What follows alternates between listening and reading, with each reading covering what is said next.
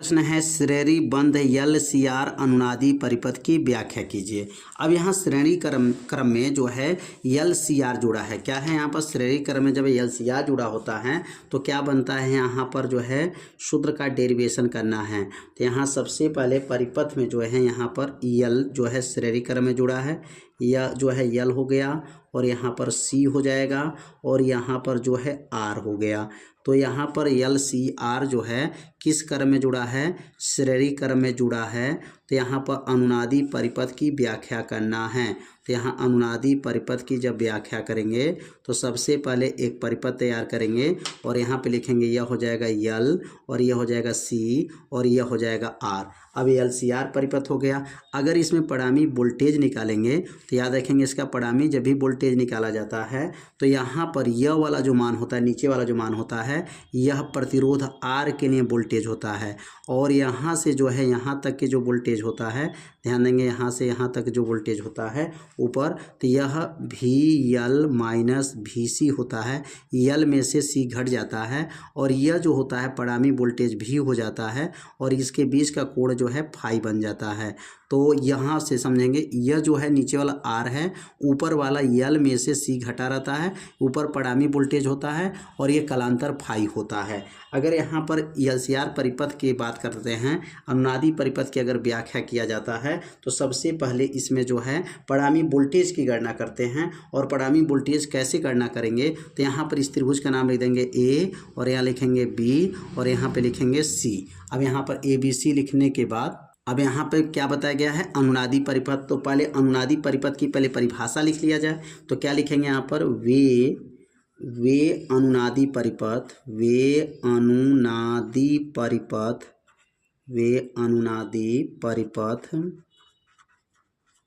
परिपथ जिसमें प्रेरक तत्व जो है यल है, प्रेरक तत्व यल और यहाँ लिखेंगे धारिता सी तथा प्रतिरोध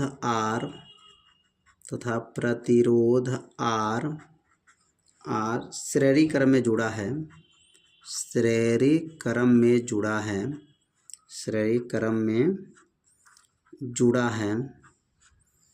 जुड़ा है। तो इस प्रकार के क्रम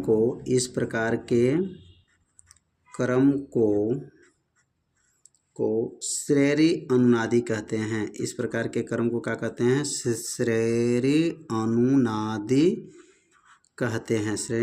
कहते हैं। अब इसमें परिणामी वोल्टेज निकालेंगे। अब परिणामी वोल्टेज निकालने के लिए कौन सा काम करेंगे, तो यहाँ पर जो त्रिभुज लिखा है, अभी त्रिभुज का नाम क्या है, तो लिखेंगे त्रिभुज ए बी सी में अगर हम चलते हैं और यहाँ पाइथागोरस प्रमेय लागू किया जाए तो पाइथागोरस प्रमेय का सूत्र क्या होता है, तो कर्ण बराबर होता है अंडर रूट हो जाएगा, अंडर रूट लंब का वर्ग प्लस आधार का वर्ग होता है। यह जो है पाइथागोरस प्रमेय है। अब चित्र में जो देखेंगे कर्ण कितना है, तो चित्र में कर्ण कितना दिखाई दे रहा है, तो भी है। तो यहाँ पर भी बराबर लिखेंगे परिणामी वोल्टेज हो जाएगा और यहाँ नीचे लिखेंगे कर्ण के जगह पर अब हो जाएगा परिणामी वोल्टेज, इसको कहा जाएगा। तो लिखेंगे यहाँ पर परिणामी वोल्टेज और परिणामी वोल्टेज भी बराबर लिखेंगे यहाँ पर परिणामी वोल्टेज भी बराबर अंडर रूट हो जाएगा।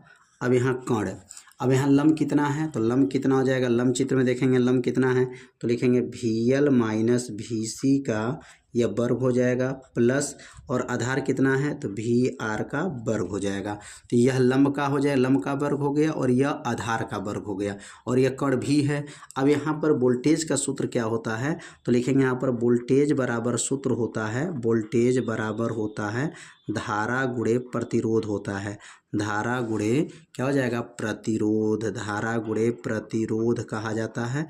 और यहाँ पर वोल्टेज जो होता है, अगर वी एल के लिए वोल्टेज निकालेंगे तो क्या बनेगा, वी सी के लिए वोल्टेज निकालेंगे तो क्या बनेगा, वी आर के लिए वोल्टेज क्या बनेगा, तो वी एल के लिए अगर वोल्टेज निकालेंगे तो आई धारा हो गया और एक्सएल प्रतिरोध हो जाएगा, आई एक्स सी हो जाएगा और यहाँ आई आर हो जाएगा। देखिए एक्सएल ये प्रतिरोध का काम करेगा, एल के लिए एक्सएल, सी के लिए एक्स सी और आर के लिए आर ही प्रयोग करते हैं। अब इसमें मान को भरेंगे तो क्या बनेगा, भी बराबर अंडर रूट हो जाएगा और वी एल, अब ये वी एल हट जाएगा, वी एल की जब क्या लिखेंगे, आई एक्स एल माइनस आई एक्स सी क्या क्या बन जाएगा, वर्ग हो जाएगा प्लस और यहाँ भी आर के जब क्या लिखेंगे, आई आर का वर्ग हो जाएगा। अब आगे बढ़ेंगे, भी बराबर अंडर रूट हो जाएगा। अब इसमें से कामन लेंगे, इसमें से आई को क्या करेंगे, कामन ले लेंगे। अब आई कामन जब लेंगे तो इसके ऊपर स्क्वायर है तो आई स्क्वायर बाहर हो जाएगा, एक्स एल माइनस एक्स सी का वर्ग हो जाएगा प्लस और यहाँ पर आई का वर्ग हो जाएगा, आर का वर्ग हो जाएगा। इसमें जब आई कामन लेंगे तो स्क्वायर लगा है तो बाहर जब आएगा तो आई स्क्वायर लग जाएगा। अब दोनों में आई स्क्वायर कामन ले लीजिए तो भी बराबर अंडर रूट हो जाएगा। अब दोनों में से अगर आई स्क्वायर कामन ले लें तो अंदर क्या बचेगा, एक्स एल माइनस एक्स सी का होल वर्ग बन जाएगा प्लस आर का वर्ग बन जाएगा। वर्ग से कर्निश का क्या हो जाएगा, हट जाएगा। तो भी बराबर क्या बनेगा, आई हो जाएगा और अंडर रूट हो जाएगा एक्स एल माइनस एक्स सी का होल वर्ग प्लस आर का वर्ग बन जाएगा। अब आई को नीचे भेज देंगे तो आई नीचे जाएगा तो भी बटा आई बराबर हो जाएगा अंडर रूट हो जाएगा और यहाँ लिखेंगे एक्स एल माइनस एक्स सी का वर्ग हो जाएगा प्लस आर का वर्ग हो जाएगा। अब भी बटा आई किसका सूत्र होता है, तो ये भी बटा आई जेड का सूत्र होता है और जेड का नाम क्या होता है, प्रतिबाधा इसको कहा जाता है। और यहाँ लिखेंगे अंडर रूट हो जाएगा। अब क्या बनेगा, यहाँ पर एक्स एल माइनस एक्स सी का वर्ग बन जाएगा प्लस आर का वर्ग बन जाएगा। तो यहाँ पर परिणामी वोल्टेज के सहायता से जो है जेड का मान निकाला गया। तो एल सी आर परिपथ में जो है यह प्रतिबाधा का मान निकल चुका और इसका व्याख्या हो गया। तो एल सी आर में अनुनादी परिपथ की व्याख्या किया गया और यहाँ पर जो है प्रतिबाधा का मान निकाला गया। तो उम्मीद करते हैं यह जो है आप लोगों को अच्छे से समझ में आ गया होगा। तो आज का वीडियो में जो है इतना ही बताया जाएगा। अगर वीडियो आपको अच्छा लगा होगा तो वीडियो को लाइक कर दीजिएगा और चैनल पर यदि आप पहली बार आए होंगे तो चैनल को सब्सक्राइब जरूर कर लीजिएगा। मिलते हैं अब अगले भाग में, तब तक के लिए जय हिंद जय भारत।